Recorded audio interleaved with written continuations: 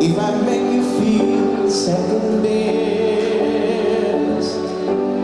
girl, I'm sorry I was blind. 'Cause you were always on my mind. You were always on my mind. Maybe I didn't hold you on those lonely, lonely nights.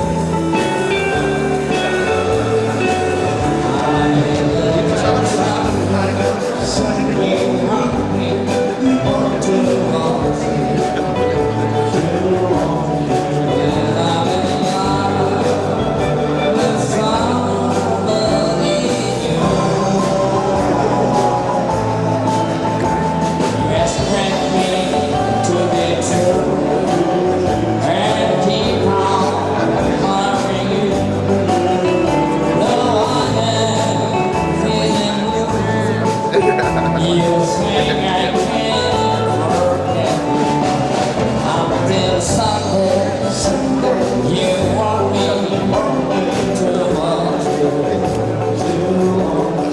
when I'm in love with somebody new. Although you don't want me now, I get along somehow, and then I want you, and then I want you.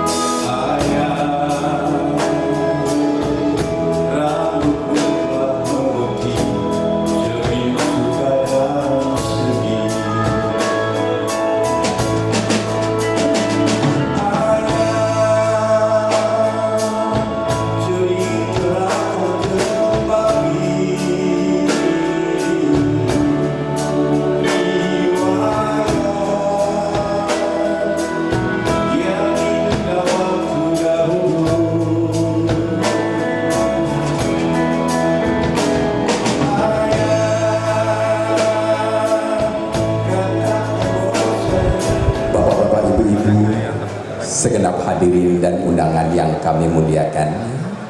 Assalamualaikum warahmatullahi wabarakatuh. Selamat malam dan salam sejahtera untuk kita bersama. Dengan tiada henti-hentinya malam hari ini kita mengaturkan rasa puji syukur kehadirat Allah Subhanahu wa Ta'ala, Tuhan yang Maha Kuasa. Kami haturkan selamat datang dan selamat malam kepada Bapak dan Ibu di Ballroom Hotel Dharma Wangsa pada malam hari ini. Dengan penuh rasa sukacita kami sambut kehadiran Bapak dan Ibu dalam rangkaian acara peluncuran buku Operasi Sandiuda Menumpas Gerakan Clandestine yang ditulis oleh Bapak Jenderal TNI Purnawirawan AM Hendro Priyono. Terlebih dahulu kami haturkan dan sangat sukacita Bapak dan Ibu pada malam hari ini. Ibarat kata pantun Bapak dan Ibu, kalau dari Tambun ke arah Cilincing, singgah sebentar ke Pasar Cikini. Kami tahu kesibukan Bapak Ibu dengan kegiatan masing-masing, namun bisa hadir pada malam hari ini. Terima kasih Bapak dan Ibu. Dan malam hari ini kita akan bersama dengan Bapak AM Hendro Priyono yang merupakan salah satu pelaku sejarah pelaksanaan Operasi Sandiuda Menumpas Gerakan Clandestine. Semangat beliau, di sela-sela kesibukan beliau masih dapat menulis satu buku yang beliau ikuti bersama pada acara penumpasan Operasi Sandiuda. Dan Bapak dan Ibu, semangat beliau masih tetap terus membara. Ibarat kata pantun Bapak dan Ibu, kalau jalan ke Pasar Cikini, singgah sebentar ke Jatinegara. Walaupun lama tidak lagi di lingkungan TNI, tapi semangat pengabdian beliau tetap membara. Kita beri tepuk tangan Bapak dan Ibu kepada Bapak Jenderal TNI AM Hendro Priyono yang berkesempatan akan meluncurkan buku karangan beliau pada malam hari ini. Bapak Ibu segenap hadirin dan undangan yang kami muliakan, rangkaian acara pada malam hari ini sudah kami kemas sedemikian rupa. Namun sebelumnya Bapak dan Ibu, kalau seandainya awan tampak berkabut, hujan berderai di Kebayoran Lama, sebelum acara kita berlanjut, kita akan santap malam dulu bersama-sama. Bapak dan Ibu, kita akan menikmati hidangan yang nanti kami sajikan. Sementara Bapak dan Ibu akan menikmati hidangan santap malam, kita akan dihibur oleh flashback band.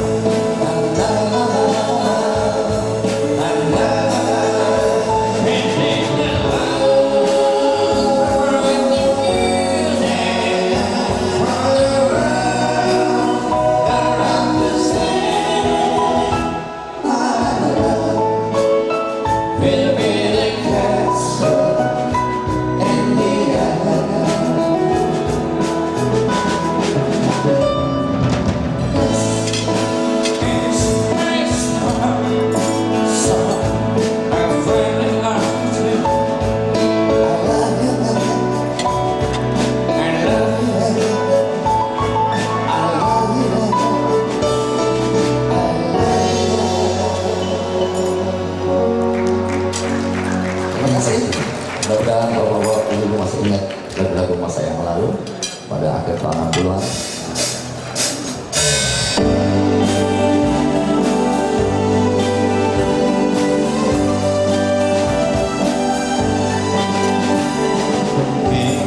I'm going back to Massachusetts.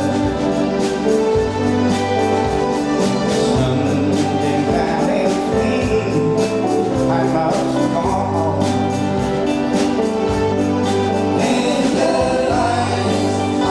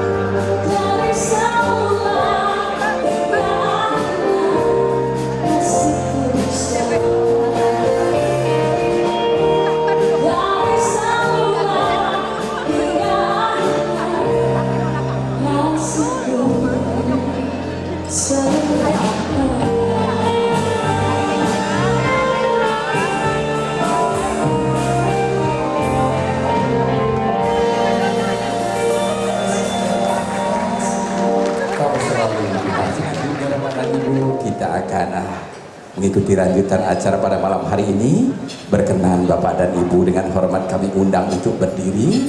Kita akan ikuti lagu Indonesia Raya oleh Korsik Kodam Jaya. Berkenan sekali lagi dengan tidak mengurangi rasa hormat kami Bapak dan Ibu untuk berdiri. Lagu Indonesia Raya.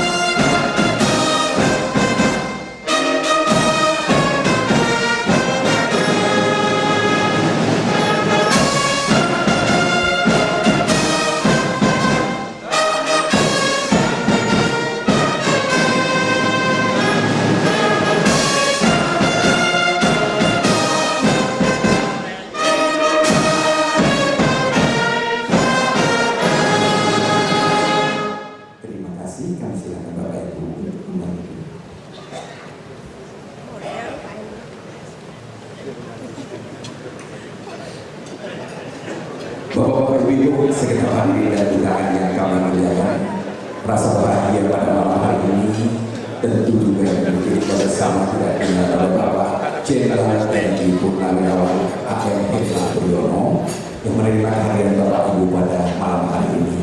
Sepenggal dari pengabdian beliau di lingkungan TNI, beliau mengikuti satu operasi Sandika dalam menumpas gerakan clandestine khususnya di daerah Kalimantan.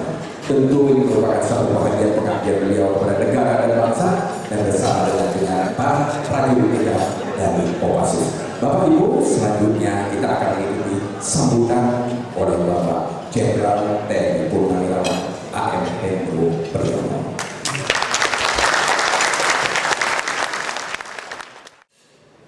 Bapak, Ibu, dan saudara-saudaraku sekalian, para sahabat. Assalamualaikum warahmatullahi wabarakatuh. Dalam usia saya yang ke-68 ini, saya tidak menyangka meluncurkan buku yang sangat sederhana. Para sahabat, saudara, kawan-kawan saya bisa hadir semuanya. Saya betul-betul sangat terharu. Saya sebetulnya hanya coba-coba. Kalau ini kira-kira sepi, barangkali saya bilang umur 70 tahun nanti saya tidak ada yang layak kalau lewat. Ternyata semua hadir. Padahal saya tahu tadi sidang kabinet antara Jaksa Polri, Khairul, Jaksa Agung, semua Suryo, sidang kabinet tunggu-tunggu dan hujan macet lagi, akhirnya sampai sini. Saya sulit katakan dengan kata-kata betapa saya terima kasih dan penghargaan yang setinggi-tingginya. Kita berkumpul di sini, saya sebetulnya sangat ingin untuk menyampaikan sesuatu pesan dari seorang yang lebih tua dan juga seorang yang lebih muda yang mengalami sesuatu yang mungkin belum pernah dilaporkan kepada Bapak, Ibu, dan saudara-saudara saya yang dekat di hati saya tentang bahwasannya tentara itu punya politik, yaitu politik negara.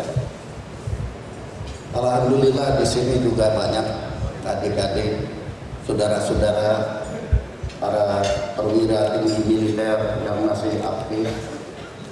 Ada juga terutama sekali yang paling aktual, lagi relevan untuk dibicarakan, Danjen Kopassus dari sini dan Wadanjen lengkap dengan seluruh asistennya. Saudara-saudara, saya dulu mengalami sesuatu tugas yang diberikan oleh pemerintah negara Republik Indonesia untuk memfollow up atau melanjutkan operasi Dwi Kora yang dulu operasi ini bertemakan Ganyang Malaysia. Operasi Ganyang Malaysia dimulai dengan kita mendidik beberapa patriot dari Sarawak untuk melawan Inggris, dan mereka yang kita latih antara lain di Badan Intelijen Negara, di Kopassus, di Mobrik yang sekarang Brimob, di Angkatan Udara, dan di KKU yang sekarang namanya Marinir. Mereka yang dilatih itu adalah calon anggota Tentara Nasional Kalimantan Utara. Yang pertama kali ditunjuk sebagai komandannya adalah Zulkifli alias Abang Kifli, yang kemudian diberhentikan hanya sebentar dan dilanjutkan. Komandan dari Tentara Nasional Kalimantan Utara adalah Ahmad Jaidi. Ini bergandengan tangan dengan PGRS, yaitu Pasukan Gerilya Rakyat Sarawak, yang dipimpin oleh Panglimanya Wong Kicok. Yang saya undang ke sini, tiba-tiba dokternya mengatakan tidak boleh terbang, sehingga dia tidak jadi terbang.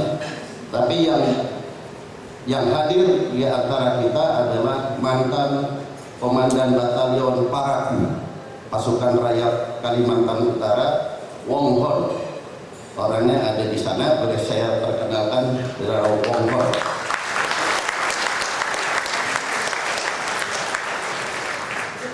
Wong Hon selama 10 tahun kita kejar-kejar, dan dia juga ngejar-ngejar kita. Wong Hon bergerilya, dan waktu kita latih di Bogor, di Cilendek, kita ganti namanya menjadi Peter Lee. Satu orang lagi, Lin Yan Hua, sudah meninggal ketika saya datang ke Sarawak mencari mereka. Satu lagi Ten Buket dan Lim Kebun, itu adalah yang langsung kontak tembak dengan kesatuan pimpinan Pak Sintong Panjaitan, yang kebetulan saya yang ditugaskan. Pak Sintong berdiri, Pak Sintong ini mohon. Dulu Pak Sintong mayor, kemudian di medan pertempuran dinaikkan jadi letnan kolonel, kemudian memimpin operasi Woyla, Don Muang, operasi kemanusiaan membebaskan tahanan Sandra. Naik pangkat luar biasa menjadi kolonel. Pada saat di Kalimantan itu kita melatih dan mendidik dan membina para patriot Sarawak untuk operasi Ganyang Malaysia yang panjang lebar saya tulis di buku ini sebagai latar belakang. Tiba-tiba terjadi perubahan politik di Jakarta karena tragedi G30 SPKI,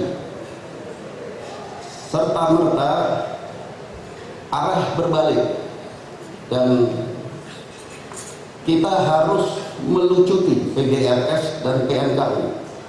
PNKU kita bubarkan, kemudian PGRS tidak mau dibubarkan, Pak Wong Hon sama Wong Kicok, dan karena tidak mau, Kemudian kalau saya tidak salah, kalau saya keliru ingat, tolong Wong Hon perbaiki. Pak Harto pernah ngajak makan siang atau makan malam, saya lupa, untuk mengatakan saudara-saudara supaya letakkan senjata. Kita sudah tidak ada perang lagi. Tapi diputuskan oleh Lin Yan Hua dan Wong Kicok waktu itu, perlawanan berlanjut dan link up dengan PKI yang di Kalimantan Barat, pimpinan Syarif Ahmad Sofyan Al-Barakbah, yang akhirnya ditembak mati oleh Letnan 1 Yohanes Sudiono. Mana Letnan 1 Yohanes Sudiono, biar dikenal.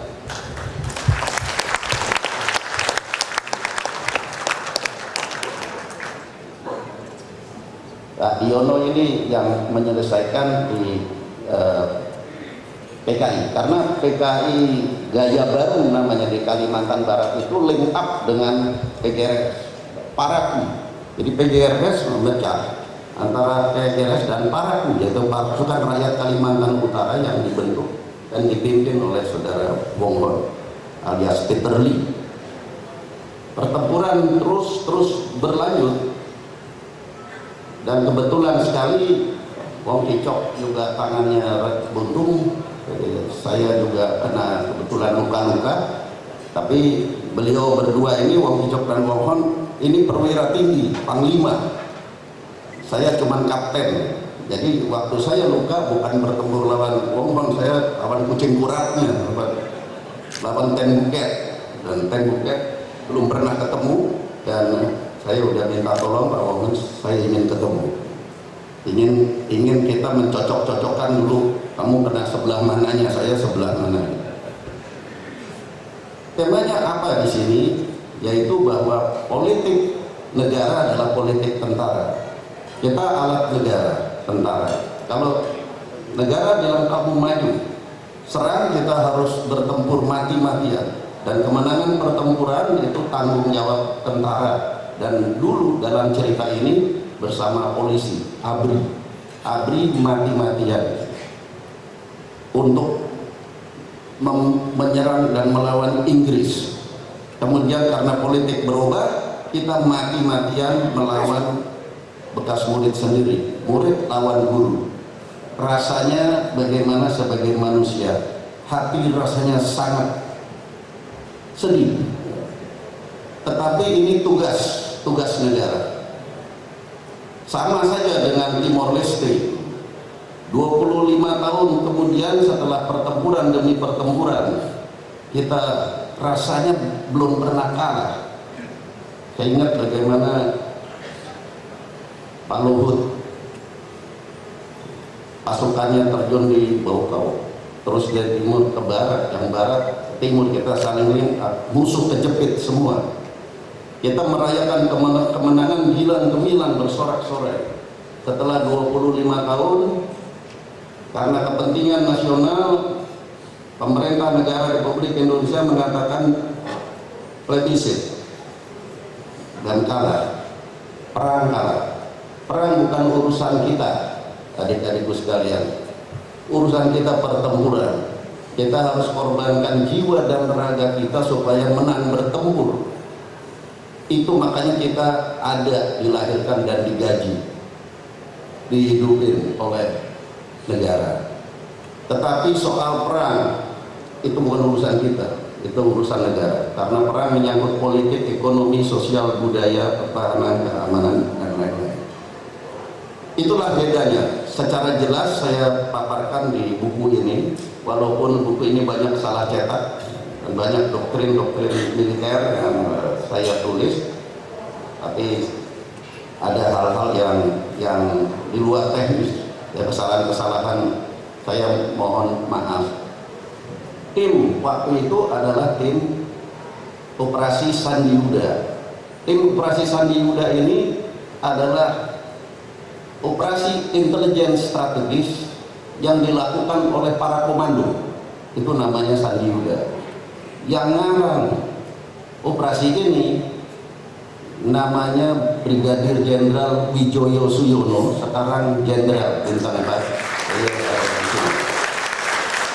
Pak Yono mohon bisa dulu. Ini adalah konseptor dari operasi Sandiuda. Intelijen strategis itu pendekatan cerdas, pendekatan lunak, dan kebanyakan operasinya dilakukan secara tertutup yang disebut metode hitam atau metode kelabu, setengah hitam setengah terbuka. Tapi kalau intel strat yang menggunakan pendekatan kekerasan dan terbuka dilakukan oleh pasukan para komando, Pak Yono bilang namanya Sandiuda.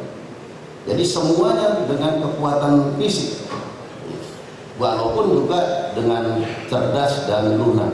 Itulah operasi Sandiuda, dan ternyata di lapangan sangat berhasil.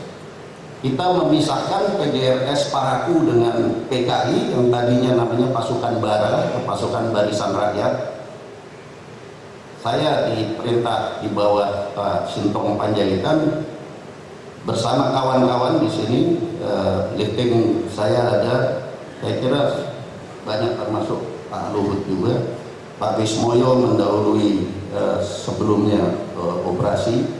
Pak Wismoyo terkenal yang bisa membongkar DLB, yaitu Dead Letter Box, yang sulit untuk bisa bocor.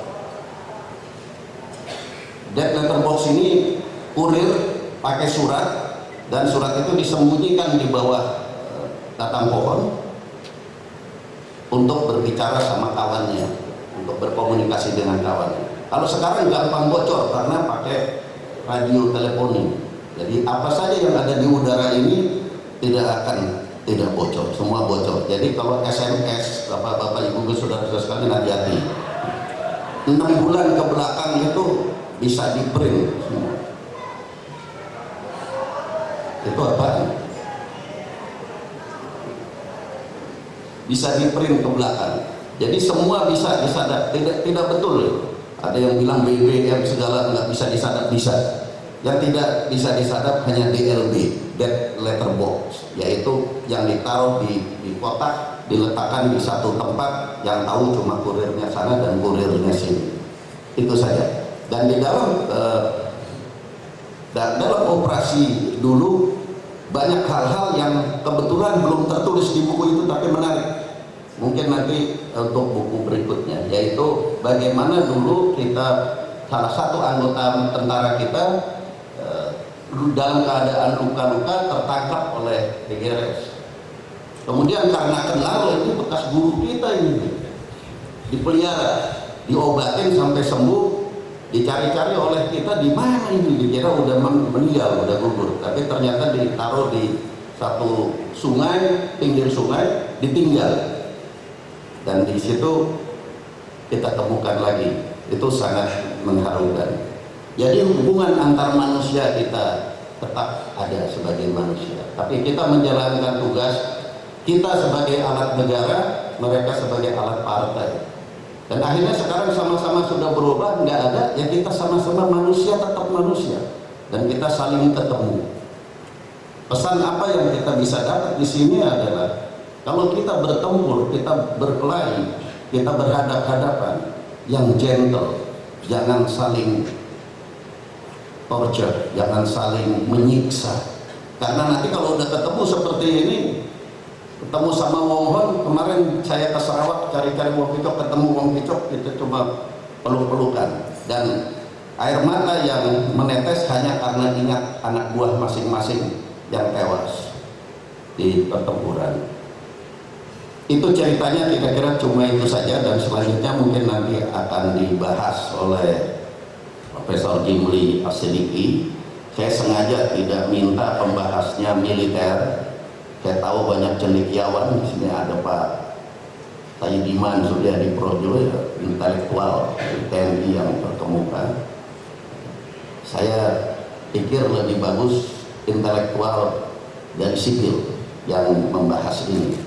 Sehingga saya ingin sekali supaya buku ini dari waktu ke waktu bisa kita perbaiki lagi karena masukan-masukan dari mana-mana, sehingga tentara kita ini di era demokratisasi sekarang tidak menjadi penakut, tetap harus tentara yang pemberani, yang rawe-rawe lantas malang-malang putung, tapi tetap berdisiplin, karena sumpahnya tidak boleh sebetulnya dirubah-rubah, setia kepada pemerintah dan tunduk kepada undang-undang dan ideologi negara dan seterusnya. Pemerintah ya pemerintah yang sah, kalau pemerintah tidak sah ya tidak tunduk. Pemerintah yang sah kita mesti tunduk.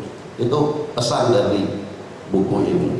Ketika saya luka-luka, tim itu tim kasih nama tim Halilintar, karena itu anak saya lahir pada saat saya di tengah hutan.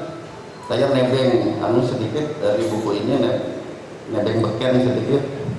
Saya cerita waktu itu anak saya diberitakan lahir, karena itu saya kasih nama Halilintar. Anak saya ada di sini dan saya lihat namanya gede bener balaknya. Saya mohon maaf yang sebesar-besarnya atas mungkin kekurangan saya di dalam mengundang, cara mengundang, kemudian juga dalam penerimaan dan lain-lain. Saya tidak bisa mengatakan atau mengucapkan apa-apa lagi selain saya sangat berhutang budi over you. Mbak Titi juga tadi sibuk-sibuk bisa datang. Kalau musuh-musuh kita yang baku bunuh aja kita bisa damai, kenapa kita yang kawan-kawan sendiri hanya karena masalah yang temporal kita harus bermusuh-musuhan? Saya kira kalau toh kita harus berkompetisi, kita harus beradu dan berlaga, kita bergandengan tangan tetap. Itu harapan kita semua. Assalamualaikum warahmatullahi wabarakatuh.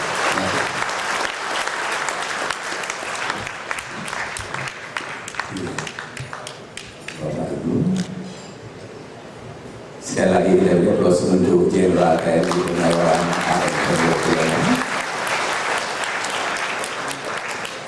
ibarat kata pantun orang Medan, Pak, kalau seandainya sudah membeli durian, mari dibelah di hari Jumat. Orangnya gagah, pemikirannya brilian, cocok dengan jabatan bintang 4 ya. Mudah-mudahan buku yang beliau tulis dan beliau serahkan kepada kita, kalau seandainya tampak hujan gerimis, anginnya berderai di Jatinegara, mudah-mudahan buku yang Bapak tulis akan menjadi penambah semangat kita mengabdi kepada negara dan bangsa. Sekali lagi kita beri tepuk tangan Bapak dan Ibu Jenderal TNI Purnawirawan Dr. A.M. Hendro Priyono. Bismillahirrahmanirrahim. Alhamdulillahirabbil alamin. Wassalatu wassalamu ala asyrafil anbiya'i wal mursalin Sayyidina Muhammadin wa ala alihi wa ashabihi ajma'in. Ya Allah, ya Tuhan kami yang Maha Pengasih dan Maha Penyayang, pada malam hari ini kami berkumpul, teman, keluarga, sahabat, dalam rangka merayakan, mensyukuri nikmat dan karunia saudara kami, keluarga kami, sahabat dan teman akrab kami, Bapak H.M. Hendro Priyono, memasuki usianya yang ke-68 tahun, dan peluncuran sebuah buku karya pengalaman dan perjalanan dan sekaligus pengabdiannya pada bangsa dan negara. Ya Allah yang Maha Kuasa dan Maha Segala-galanya. Rabbana atina fid dunya hasanah wa fil akhirati hasanah wa qina adzabannar.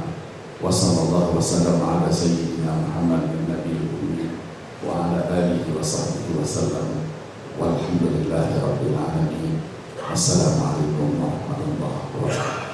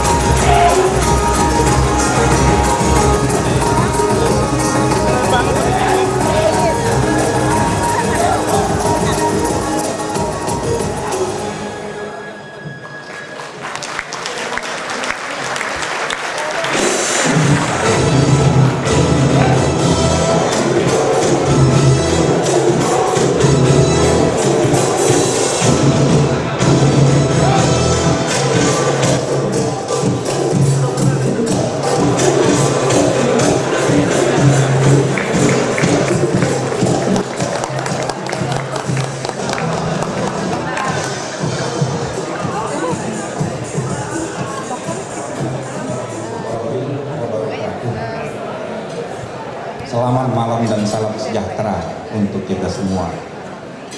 Bapak-bapak, ibu-ibu, saudara-saudara sekalian, kehormatan besar bagi saya yang tidak ahli di bidang ini, tetapi diminta oleh Pak Hendro Priyono untuk sedikit menyampaikan pandangan saya. Tidak harus menurut beliau, tidak harus mengenai Sandi Yuda, tidak harus mengenai buku ini. Oleh karena buku ini insya Allah kita akan baca pada saatnya, tetapi ingin merespons pertama menerbitkan buku ini dalam rangka ulang tahun ke-68 Pak Hendro. Tentu saya dan kita semua mengucapkan selamat ulang tahun ke-68. baru 68 tahun Pak Hendro. Alhamdulillah banyak warga masyarakat kita, senior-senior yang usianya sekarang sudah sweet 80s, 80-an tahun, seperti misalnya Pak Hendro Salim masih PNS, tidak pensiun, sehingga oleh karena itu usia 68 insya Allah belum terlalu tua. Dan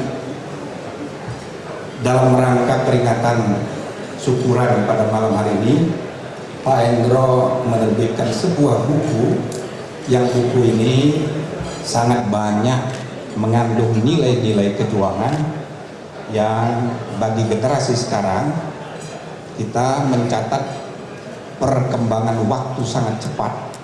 15 tahun reformasi sudah mengantarkan begitu banyak tokoh-tokoh muda, bahkan para menteri usianya 40-an, 50-an, dan berbagai lembaga-lembaga negara kita sekarang dikelola oleh generasi baru, juga umur 40-an, umur 50-an.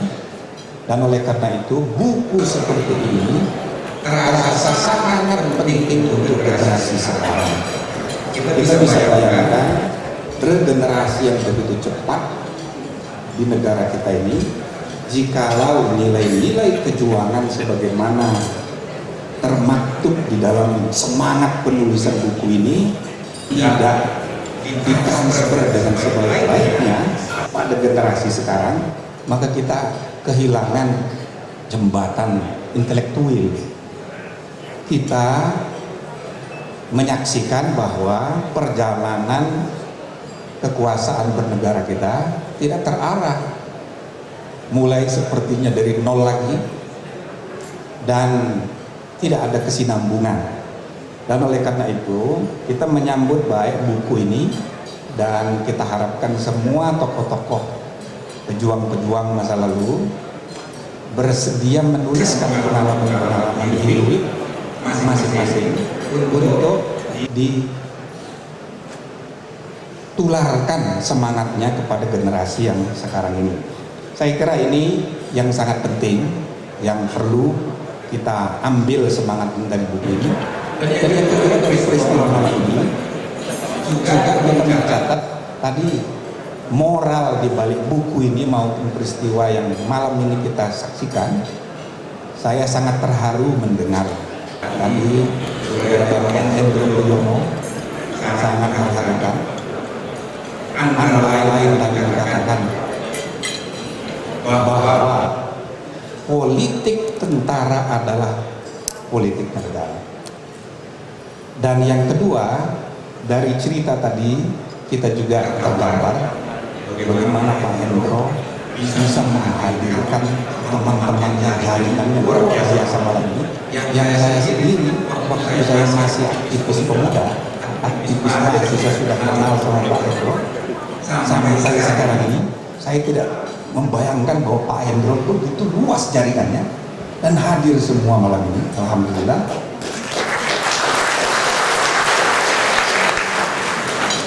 Mulai dari kawan sampai lawan. Bapak Ibu saudara-saudara sekalian, ini lawan yang harus kita pikir ya.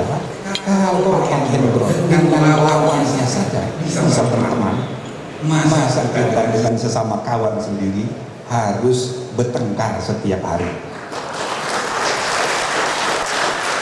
Tetapi itulah yang sedang kita alami sekarang ini dalam kehidupan bernegara. Oleh karena selama 15 tahun ini kita mengalami proses liberalisasi di semua bidang kehidupan, maka tiba-tiba antara kelompok-kelompok, antara grup-grup yang tadinya dipersatukan oleh efektifnya kekuasaan Orde Baru, tiba-tiba hari ini semuanya bebas. Semua kelompok etnis bebas, semua daerah bebas. Sementara kita tidak punya tradisi untuk mengelola kebebasan dengan sebaik-baiknya. Maka sekarang kita menyaksikan seakan-akan perjalanan bangsa dan negara kita tidak terarah. Nah ini yang juga diungkapkan di dalam buku ini sebagai salah satu catatan akhir di samping cerita mengenai perjalanan sejarah operasi clandestin yang tadi kita cerita sama Pak Surya. Justru sekarang ini clandestin makin banyak dan belum ada Hendro Priyono yang baru. Jadi Bapak Ibu saudara-saudara sekalian, kita sedang menghadapi suatu periode yang sangat menentukan dalam sejarah. Apakah bangsa kita akan sukses melalui dan melampaui masa transisi demokrasi ini atau tidak? Pernah Jerman punya pengalaman yang patut kita jadikan pelajaran. Ketika awal abad 20 Jerman mengadakan revolusi, berubah menjadi dari monarki menjadi republik, maka ada periode 13 tahun yang dikenal sebagai Weimar Republic, Weimar Constitution, yang dikenal sebagai konstitusi paling liberal dalam sejarah.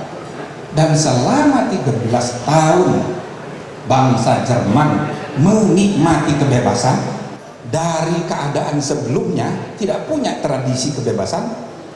Maka tiba-tiba semua orang menggunakan kebebasan itu dengan semena-mena, sak maunya sendiri. Maka tiba giliran di penghujung tahun ke-12 muncul seorang demagog bernama Hitler yang mengusung ide anti demokrasi, anti kebebasan. Ketika Hitler mendirikan partai politik Nazi, maka partai itu diusung dengan ide kampanye, tema-tema kampanye yang anti kebebasan. Dan rupanya masyarakat Jerman pada tahun ke-12, tahun ke-13 sudah muak dengan kebebasan.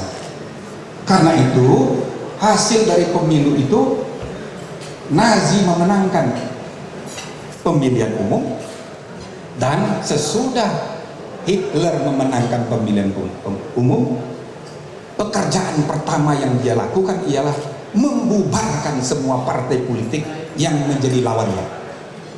Dan saudara-saudara sekalian, itulah sejarah Perang Dunia Kedua lahir dari seorang demagog yang berhasil mengubah sejarah Jerman yang disebabkan oleh ketidakmampuan 13 tahun periode sejarah itu mengelola transisi demokrasi secara tepat. Oleh karena itu Bapak Ibu saudara-saudara sekalian, kita berharap mudah-mudahan 15 tahun masa reformasi kita ini bisa kita kelola dengan sebaik-baiknya, sehingga bangsa kita bisa melaluinya dengan baik pula. Kita memerlukan konsolidasi demokrasi, kita juga memerlukan penataan ulang fungsi-fungsi kenegaraan kita. Tetapi untuk itu kita memerlukan strong and effective governance. Namun tentu saja yang kita maksud dengan strong and effective governance tidak perlu sampai seperti strongnya seorang Hitler dalam pengalaman Jerman itu. Oleh karena itu Bapak Ibu saudara-saudara sekalian, kalau kita mempelajari buku ini, membaca buku ini, semangatnya ini pertama harus menular ke generasi muda yang sekarang ini sedang menduduki jabatan-jabatan penting dalam pemerintahan kita, dalam fungsi-fungsi bernegara kita. Dan yang kedua, kita memerlukan suatu upaya bersengaja sesudah 15 tahun masa reformasi sebagai masa transisi ini. Kita memerlukan langkah-langkah konsolidasi sehingga demokrasi kita ini dapat sungguh-sungguh mengantarkan perjalanan bangsa kita ke depan menjadi lebih baik dan tidak mundur ke belakang. Bapak Ibu saudara-saudara sekalian, kita tidak perlu terlalu panjang waktu pada malam ini membahas, tapi intinya ialah dengan belajar dari catatan-catatan sejarah masa lalu ini, mari kita menatap masa depan, memperbaiki keadaan, memperbaiki sistem bernegara kita, sehingga betul-betul yang kita lalui selama 15 tahun ini tidak sia-sia. Tidak sia-sia. Sekarang organisasi negara kita begitu gemuk. Banyak sekali lembaga-lembaga negara yang baru kita dirikan pasca reformasi, mulai dari lembaga yang paling tinggi sampai lembaga yang paling rendah mengalami perubahan-perubahan fungsi. Konfigurasi fungsi-fungsi kekuasaan negara mengalami perubahan sangat drastis. Bahkan kan misalnya satu kegiatan bernama penyidikan sekarang ini dilakukan oleh 55 instansi. Ada 55 institusi yang diberi kewenangan untuk melakukan penyidikan yang mengurus hak asasi manusia. Ada Komnas HAM, Komnas Anak, Komnas Perempuan, Komnas MAMLA, LPSK, dan ada 3 pejabat eselon 1 di bidang hak asasi manusia. Banyak sekali, dan semuanya tidak terkonsolidasi. Maka fungsi-fungsi negara kita, Bapak Ibu saudara-saudara, banyak yang tumpang tindih, banyak yang tumpang tindih. Sementara banyak juga fungsi-fungsi bernegara yang tidak ada yang urus sekali, tidak ada yang urus. Hal-hal yang sifatnya pembinaan teritorial seperti dulu yang banyak dikerjakan oleh Sospol yang sifatnya preemptif, nggak ada yang urus sekarang ini. Nah, begitu juga misalnya kita reformasi urusan sosial, urusan KKBB, urusan sudah daerah desentralisasi di daerah tidak efektif diselenggarakan, maka tiba-tiba kita menyaksikan banyak urusan yang tidak ada yang ngurus, banyak urusan yang terlalu banyak yang ngurus. Nah, inilah antara lain kondisi bernegara kita yang mau tidak mau perlu kita konsolidasi kembali. Selatan ada, maka dengan proses itu akan disedot oleh birokrasi negara yang tidak memberikan dampak kepada perkembangan masyarakat. Nah, karena itu ini antara lain, belum lagi kita bicarakan mengenai perkembangan hukum di negara kita. Ini salah satu aspek yang paling banyak mendapat sorotan. Reformasi politik dianggap sukses, reformasi ekonomi dianggap oke, tapi reformasi hukum ketinggalan. Jadi Bapak Ibu saudara-saudara sekalian, demokrasi tanpa diimbangi oleh tegaknya rule of law, nonsense. Nah, karena itu kita berharap mudah-mudahan sekali lagi pelajaran dari buku ini, marilah kiranya generasi muda ya mengambil spirit catatan-catatan perjuangan masa lalu ini, dan sebenarnya pun kita juga harus memberi ruang pada kemungkinan tokoh-tokoh senior kita yang begitu banyak sekarang ini, ya, jangan cepat merasa harus pensiun. Kita harus sinergi antara generasi senior dengan generasi yang muda. Jangan biarkan generasi muda sekarang ini bekerja tanpa arah. Dan karena itu saya sebagai generasi antara, karena saya bergaul dan bapak-bapak, ibu-ibu, para senior yang berlayar dari senior, tapi ada yang muda ada, itu adalah saya lebih senior. Maka saya sebagai generasi antara ini berharap kepada bapak ibu saudara-saudara itu terus memberikan sumbangsi, terus memberikan pikiran-pikiran seperti halnya melalui buku ini, dan bahkan sesungguhnya ada fungsi-fungsi bernegara yang harus kita bagi tugas. Menurut saya antara lain misalnya kita harus evaluasi mengenai jabatan-jabatan seperti yang sifatnya advisory jabatan-jabatan yang sifatnya menghakimi, seperti misalnya jabatan-jabatan hakim. Sebenarnya itu adalah jabatan-jabatan yang seyogyanya dipegang oleh orang yang senior. Makin senior makin bisa dipercaya untuk menegakkan keadilan. Karena itu hakim itu harus menjaga dan jangan pensiunnya umur 60 tahun, tapi sampai 70 tahun. Tapi kalau PNS tidak perlu tua. PNS itu seharusnya cukup selesai yang usia 50 tahun agar supaya ada relasi. Satu hari itu tahun 2002, begitu kami sedang mempersiapkan MK, saya diundang oleh pemerintah Prancis berkunjung, dan saya ditemani oleh Duta Besar Republik Indonesia di Paris, berkunjung diterima oleh Conseil Constitutionnel. Di Conseil Constitutionnel itu adalah MK-nya Prancis, Mahkamah Konstitusi Prancis itu. Kami diterima oleh, karena ketua Conseil Constitutionnel itu lagi sakit, maka kami diterima oleh anggota termuda dari Conseil Constitutionnel. Saya pikir, wah ini umurnya kira-kira sama saya nih, karena waktu itu saya belum 50 tahun, masih 40 tahun 2002. Sampai di sana diterima oleh anggota usia itu.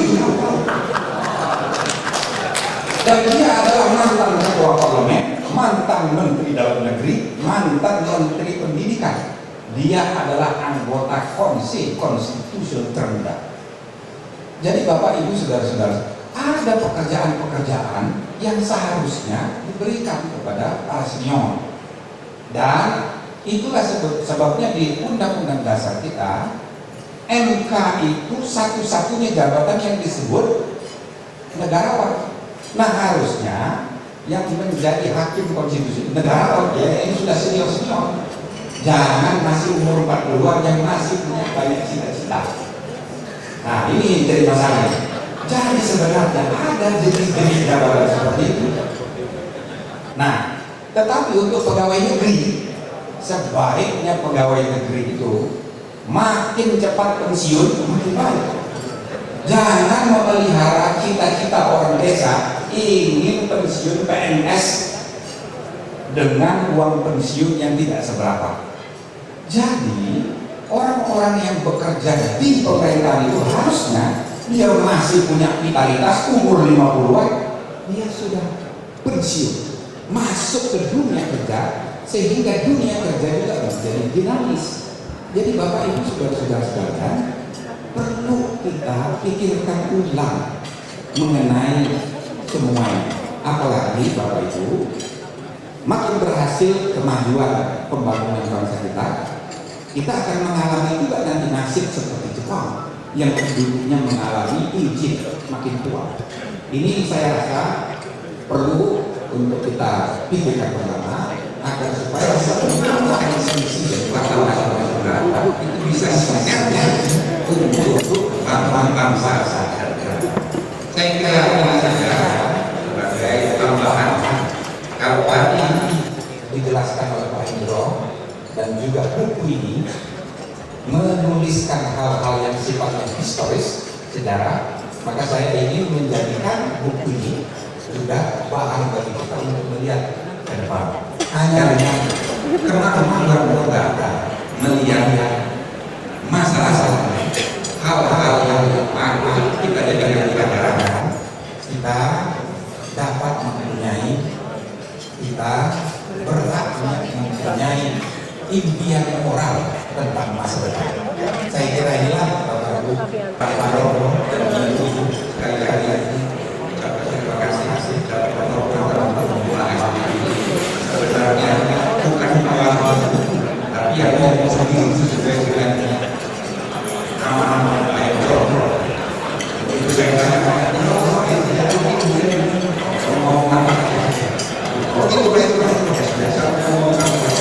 saya sudah laksanakan sesuai dengan semua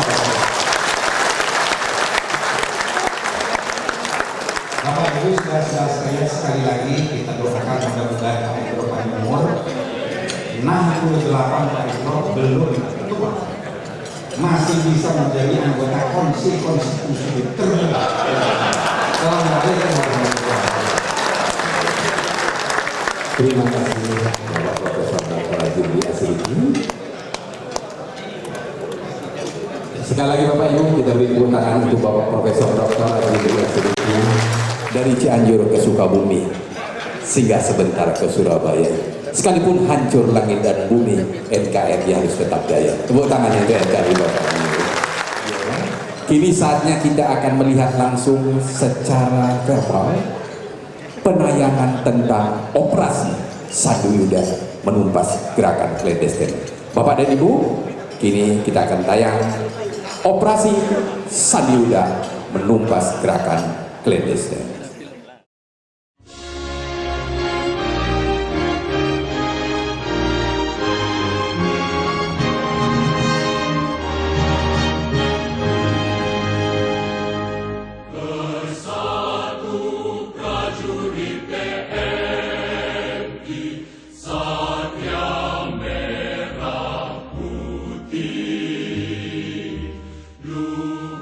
Kesadaran untuk memiliki tentara yang tangguh demi terbentuknya sebuah negara yang kuat dan berwibawa telah bersemayam di dalam dada sanubari para pendiri bangsa kita, bahkan sebelum proklamasi kemerdekaan Republik Indonesia dikumandangkan oleh Soekarno-Hatta. Tiwi. Biar badan hancur lebur, kita akan bertempur dan rela binasa. Demi bangsa kita tetap hidup dan bahagia sepanjang masa. Di dalam melaksanakan tugas, serta senantiasa siap sedia berbakti kepada negara dan bangsa.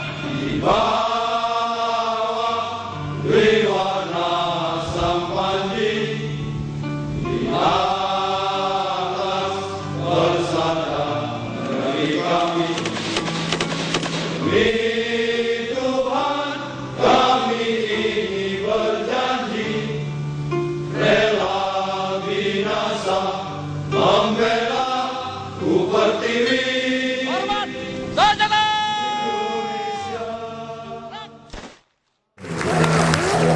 Operasi Sandu Yuda. Dan kini saatnya Bapak dan Ibu, Bapak AM Endo Priyono akan menyerahkan buku operasi Sandu Yuda yang akan diterima nanti oleh Bapak Jenderal TNI Purnawirawan Wijoyo Suyono. Bapak dan Ibu,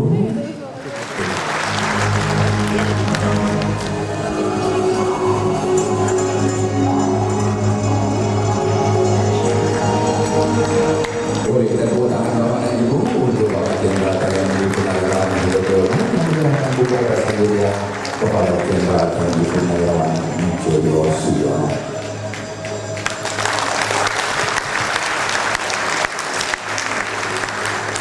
Bapak Ibu dan saudara-saudara sekalian, beliau yang di samping saya adalah konseptor dari doktrin Sandu Yuda dan saya termasuk salah satu yang melaksanakannya.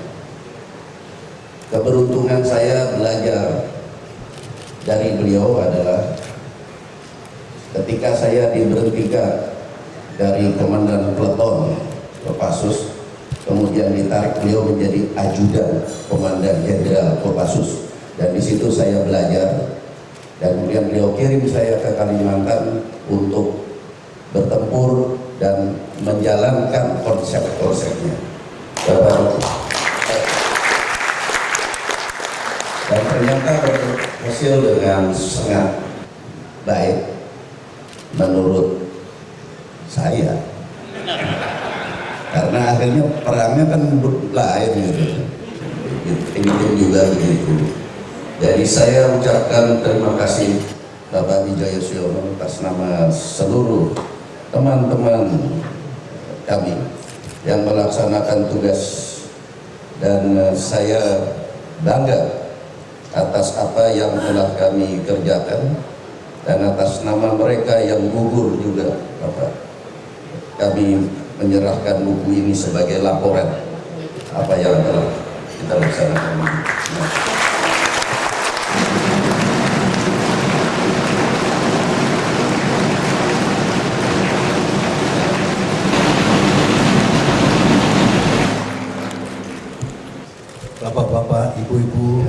sekalian, Pak Hendro Priyono, teringat akhir 67 ada seorang perwira muda laporan, dan oleh karena menunggu latihan komando tahun 68, saya minta menemani saya. Dari masa itu saya bisa melihat bahwa auranya ini aura bintang 4. Jadi saya bersyukur saya tidak salah, dan sekarang dalam usia saya yang kira-kira sama-sama Taurus kita ini, saya usaha insya Allah aku hampir mengucapkan alhamdulillah 85 tahun.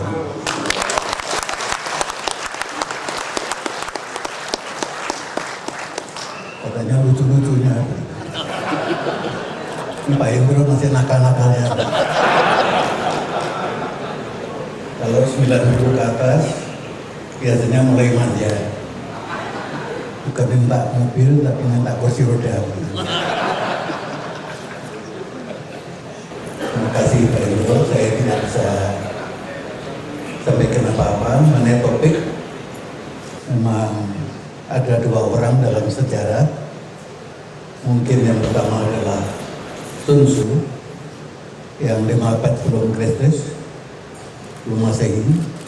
Dan yang satu lagi Karl von Clausewitz yang itu baru pada abad 19,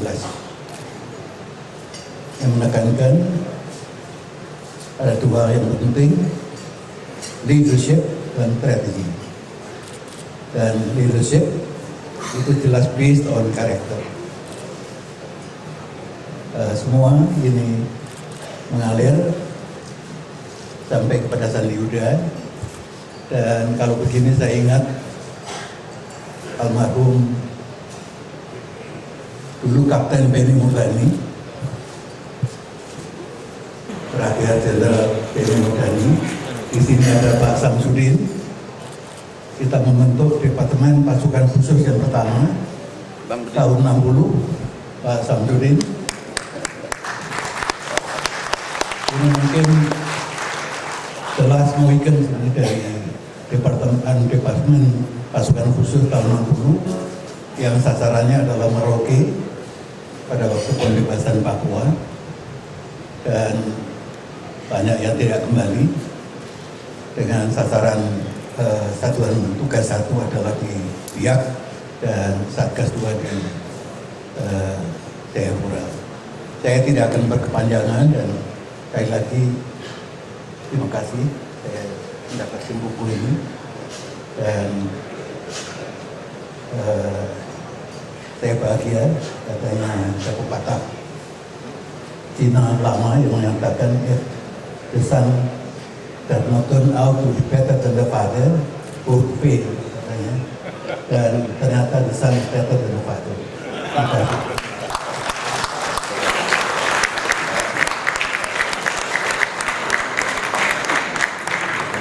Dalam kesempatan ini izinkan saya mengucapkan terima kasih yang sebesar-besarnya secara pribadi ketika saya mengalami luka-luka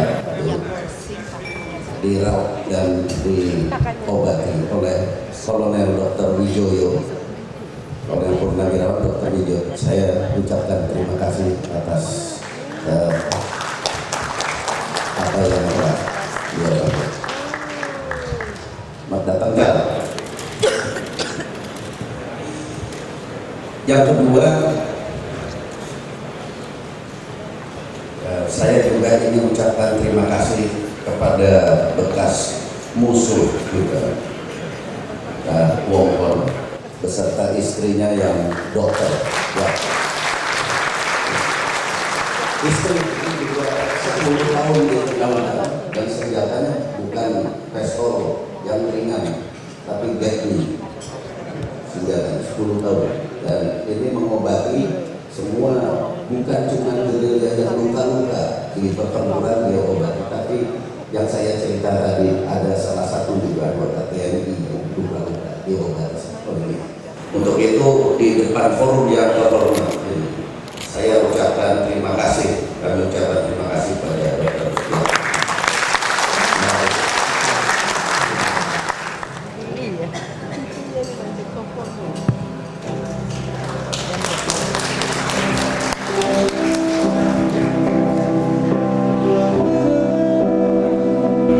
Bapak Ibu sekalian hadirin dan undangan yang kami muliakan, ini adalah Angela, cucu dari Bapak A.M. Hendro Priyono dan beberapa cucu-cucu yang lain.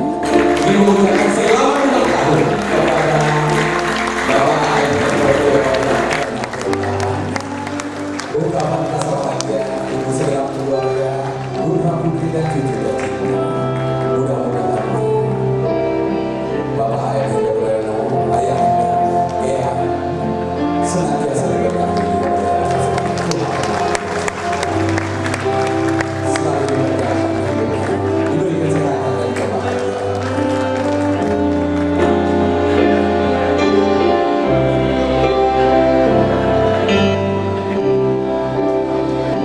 Rasa cinta dan bahagia tercurah di segenap keluarga. Sebagai ungkapan selamat hari ulang tahun kepada Bapak A.M. Hendro Priyono, eyang tercinta.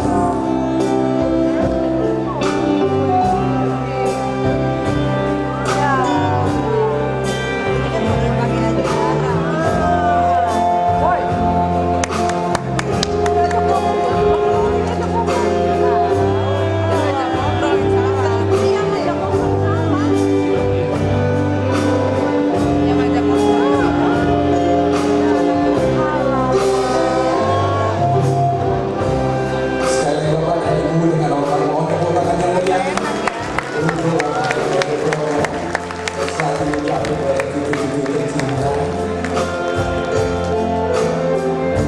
Begitu rasa bahagia memasuki usia yang ke-68 tahun.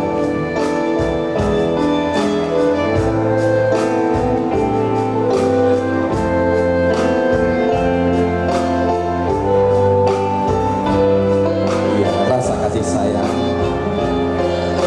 inilah terungkap kepada yang tercinta untuk Angela.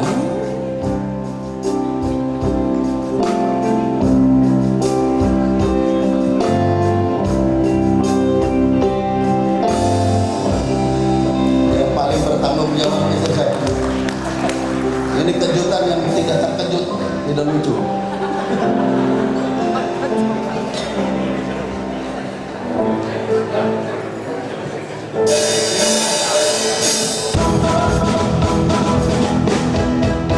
Congratulations, a celebration. Iya. Selamat sekali lagi kami aturkan kepada Bapak A.M. Hendro Priyono, 68 tahun, mudah-mudahan sehat selalu, diberkahi oleh Allah Subhanahu wa Ta'ala, kebahagiaan menyertai Bapak bersama dengan segenap keluarga. Tumbuh di hati yang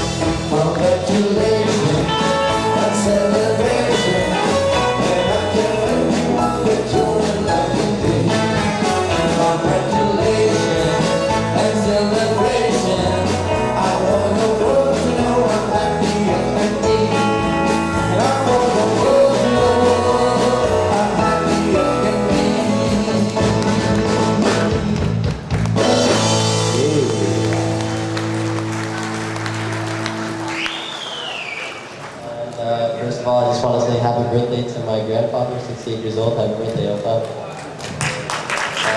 I'm sorry I'm speaking in English. I can't really speak in Indonesian, but I just want to say thank you all for coming here, and hopefully you have a great time with our families. Happy birthday, Opa, once again.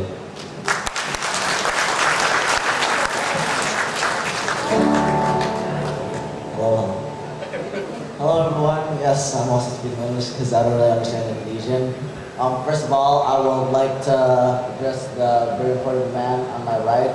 Happy birthday to my dearest grandfather who's turning 68 years old today. A year older than our great nation of Indonesia, 67 years old. So I hope you guys had a very good time today, and yeah, happy birthday, Opa.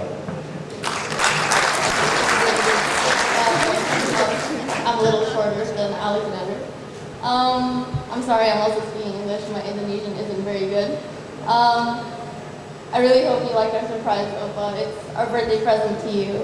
Sorry if it was a little bit bad or awkward, but you know, we love you and we wanted to make this birthday special for you, so we decided to all of us show you our love.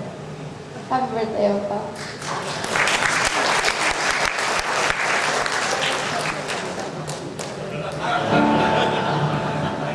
Ini nggak ada dalam acara karena udah janji saya tidak mau tiup-tiup lilin dan nyanyi tepuk tangan kayak teman kanak-kanak.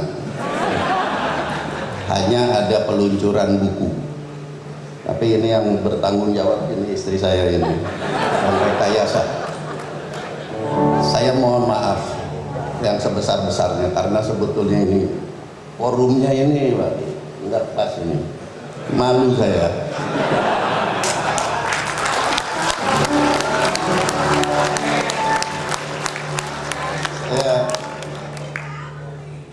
Pak, ini cucu-cucu saya ngomongnya Inggris, pada lahir di Amerika. Kapan kita bisa menduduki Amerika? Saya harap cucu saya salah satu bisa jadi presiden Amerika Serikat. Soalnya kalau pakai operasi Sandi Yuda seperti ini, kita kalah terus. Mending anak-anak pada merocot di sana, jadi berarti punya hak untuk ikut pemilihan umum nanti, melanjutkan kepemimpinan Obama. Nanti cita-cita kita semua ya Amerika Serikat nanti diintegrasikan dengan Indonesia seperti Timor Leste.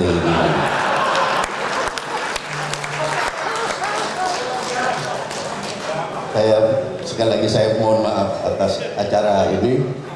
Terima kasih. Wassalamualaikum warahmatullahi wabarakatuh.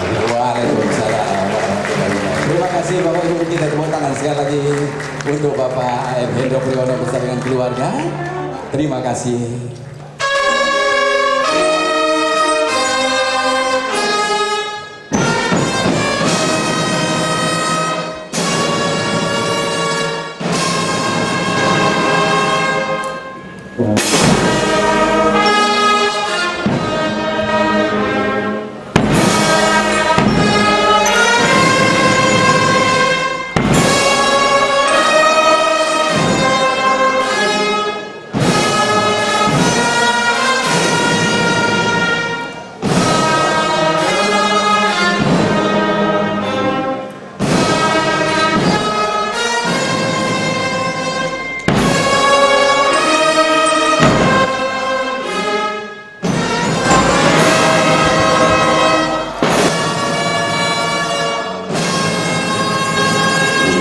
Dengan demikian kepada alhamdulillah acara sudah sampai ke ujung acara pada malam hari ini. Mudah-mudahan akan menjadi kenangan yang tidak terlupakan bagi Bapak A.M. Hendro Priyono beserta dengan keluarga. Mudah-mudahan kebersamaan kita pada malam hari ini akan menjadi kenangan yang tidak terlupakan dan menambah kecintaan kita kepada negara dan bangsa. Kalau ada kaitan ini, marilah dalam kami haturkan terima.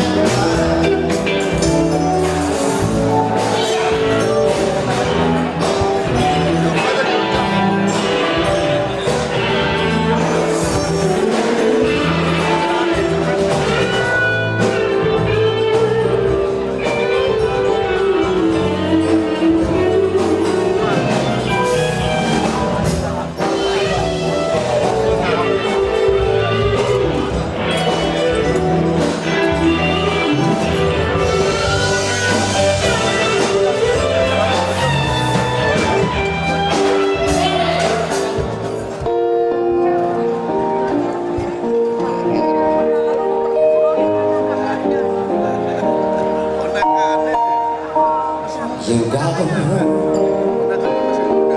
and I and it's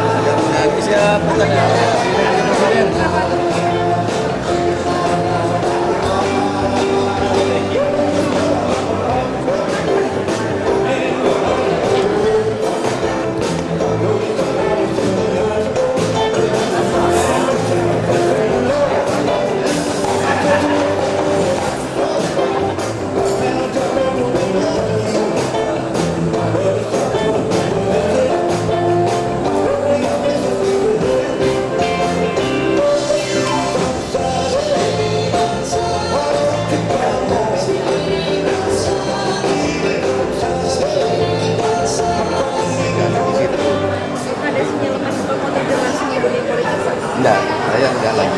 Ya, jadi saya tidak ingin ikut dalam politik praktis. Saya hanya ingin menulis buku riwayat saya alami sewaktu muda perang itu ditentukan oleh politik. Perang tidak ditentukan oleh senjata. Yang ditentukan senjata itu pertempuran saja, bersifat gangguan. Justru eksistensi dari pasukan gerilya yang sedikit dan cuma mengganggu ini dibesar-besarkan di fora internasional. Tombaknya dubesnya. Ini ujung tombaknya adalah politik luar negeri. Itu maka dari dulu dan banyak negara-negara di Barat, negara-negara modern pada umumnya banyak menaruh orang-orang intelijen itu